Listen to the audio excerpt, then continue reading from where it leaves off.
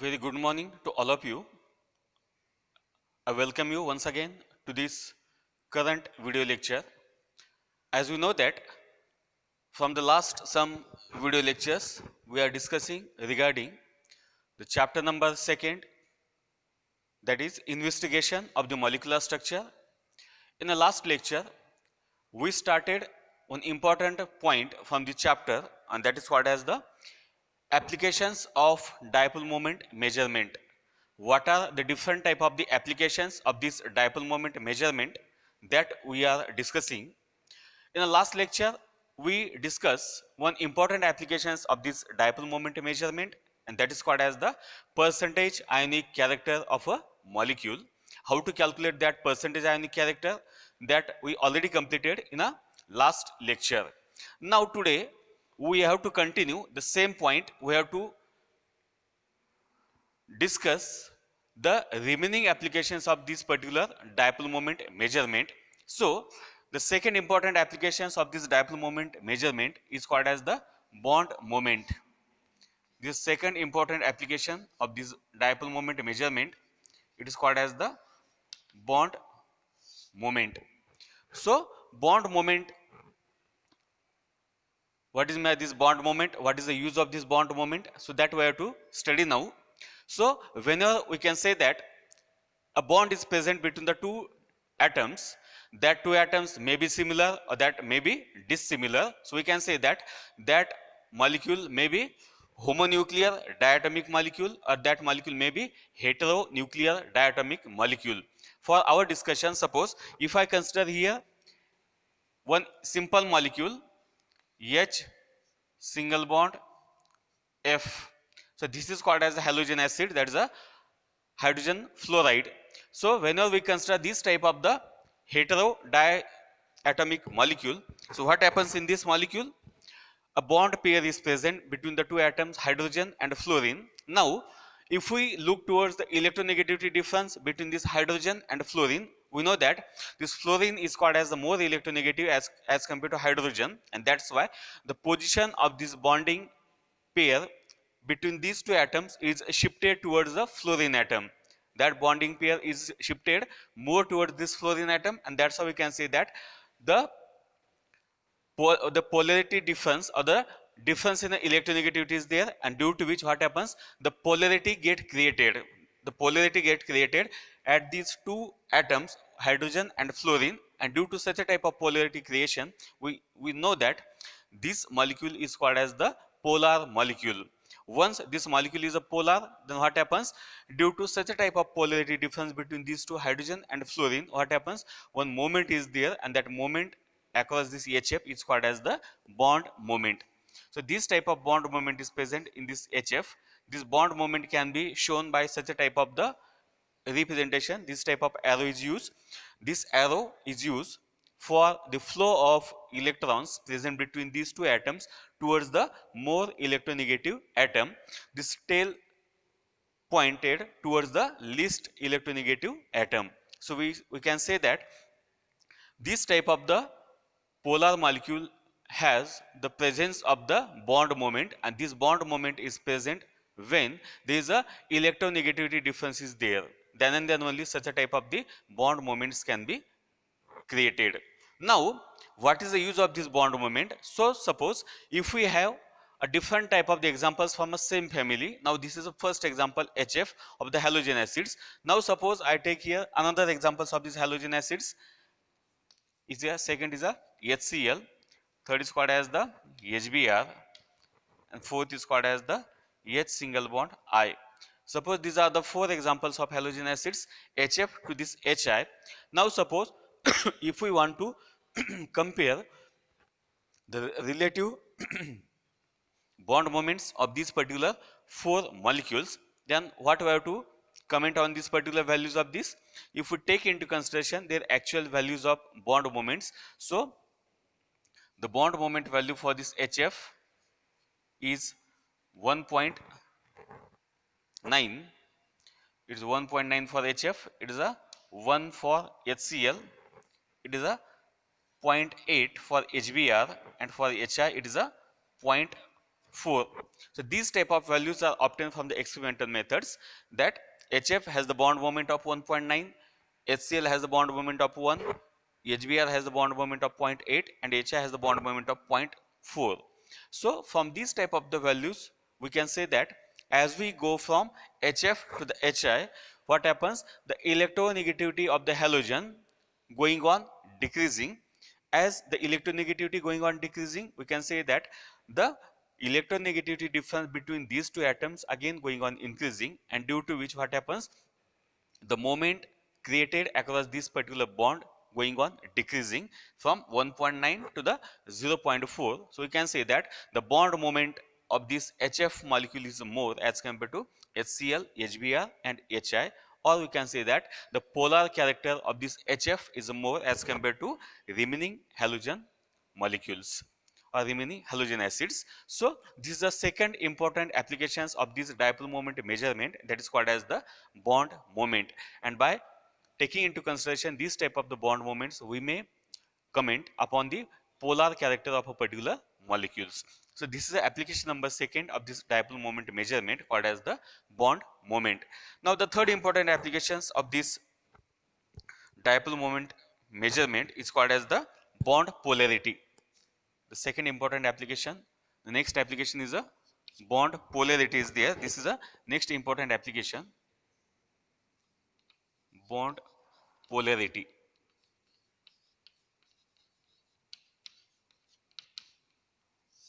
This is a bond polarity. This is a next important application of this dipole moment measurement, that is a bond polarity, or it is called as the comparison of bond polarity.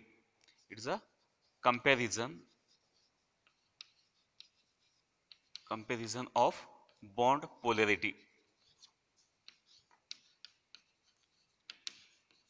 Comparison of the bond polarity is there. This is a third important applications of this dipole moment measurement. Now we know very well what is by the bond polarity. So again, for this purpose, I take here these similar type of the halogen acid examples. We know that this HF to this HI, all these halogen acids are called as the polar. And why these are the polar? They are the polar because there is a electronegativity difference can be takes place between this hydrogen atom and this halogen atom. So all these halogen acids are called as the polar in nature, as they consist of the bond moments. Now next important application we are going to study here, this comparison of bond polarity. Suppose if we take the two different molecules, one molecule is called as the HF suppose, and second molecule is called as the HCl, and again I take the third molecule as a HBr. So what happens if we know the bond polarity? If we know the bond polarity values of this particular molecules, then we may make a comparison between the polar character of a molecule. Suppose we know that this HF has the bond moment equal to 1.9, HCl has a bond moment of 1, and HBr has a bond moment of 0.8. So if I take into consideration all these values, what we can say about these three molecules? So among these three molecules, as we go from HF to the HBr, what happens? The polar character going on decreasing, or the molecule becomes less polar. So among these three, this HBr is the least polar molecule, while this HF is called as the more polar molecule, and this is because of the more and more polarity can be present in this HF molecule. And why more polarity is present in HF? Because there is a large electronegativity difference is there between this hydrogen atom and this fluorine atom, and that's why this bonding electron pair shifted towards more towards this fluorine atom. So maximum polar character can be created in this HF molecule, and that's why we can say that the polarity or the extent of polarization in HF is a more as than that of the HCl and than that of the HBr. So this is the next simple and important applications of this dipole moment measurement called as the comparison of bond polarity. If we have the 2 to 3 different type of the molecules, we may make a comparison between their bond polarity. So this is the application number 3. The next important application of this dipole moment measurement is called as the cis and trans structures. cis and trans structures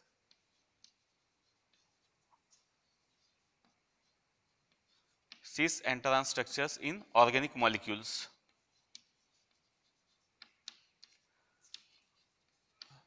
Cis and trans structures in these organic molecules.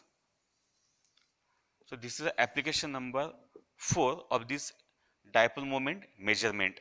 Now we know very well what is by this cis isomer and what is by this trans isomer. So if we want to make a comparison between this cis isomer and trans isomer of organic molecules, we may take the help of such a type of the dipole moment or the polar character of a molecule. For this purpose, if I suppose take here a simple example of ethylene derivative, if I take the simple example of this type of the ethylene derivative, suppose I take here H, X is there, X and this is a H. So this is a simple general representation of a particular ethylene derivative molecule. In this case what happens? Similar groups are present on the same side. That's why this type of the isomer is called as the cis isomer. This is a cis isomer is there. The similar molecule can be written in another form as this C double bond C. Now, if suppose these similar groups are present on the opposite side, then this is the second type of the isomer, that is called as the trans isomer. So this is a second type of isomer called as the trans isomer. Now we have to consider what is the application of this type of the dipole moment measurement for such a type of the cis trans isomers in organic molecules. Now if we look toward this cis structure of a isomer, what happens? In this cis structure of a isomer, the two bond moments can be present. That bond moments can be present between the this type of the heteronuclear bond, carbon single bond, this halogen. Again, the second bond is there, carbon single bond halogen. So these two bonds have the presence of the bond moments.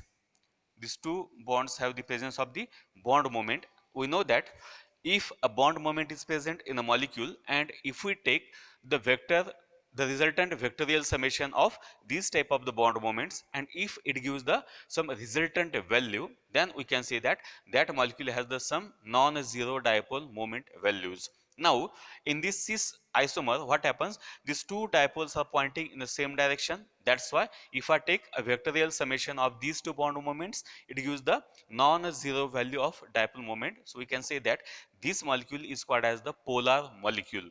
So this cis isomer is called as the polar molecule. This cis isomer is called as a polar molecule. Now, if I consider the second type of isomer, this is a trans isomer. In this molecule also, two bond moments can be present. This is the first bond moment between this carbon single bond halogen, and the second bond moment is present again between this carbon single bond halogen. Now, if I take into consideration the orientation of these two type of the bond moments in this molecule, what happens? These two bond moments pointed exactly opposite to each other. So, if I take a vectorial summation of these two bond moments in this trans isomer, that gives the zero value of the dipole moment, and we can say that since the dipole moment is equal to 0, this trans isomer is called as the non-polar molecule. This molecule is called as the non-polar molecule. So we can say that depending upon such a type of the summation of bond moments, we may guess or we may comment upon the polar character of a molecule, whether this is a polar molecule or whether that is a non-polar molecule. So we can say that the cis molecules or cis isomers are called as a polar, while trans isomers are called as the non-polar molecules. Now if I take a specific examples to clarify this, so we know the two different type of the isomers. One is a malic acid and second is called as the fumaric acid. So if I take the structure for this malic and fumaric acid, this is a C double bond C. If this is C double bond C, single bond COH, this again COH, single bond H, this single bond H. So this is called as the malic acid, and the second type of isomer is a trans isomer for this. This is a C double bond C, COOH, this is H, COOH, and this is called as H. So we can say that these are the two type of the isomers for acids.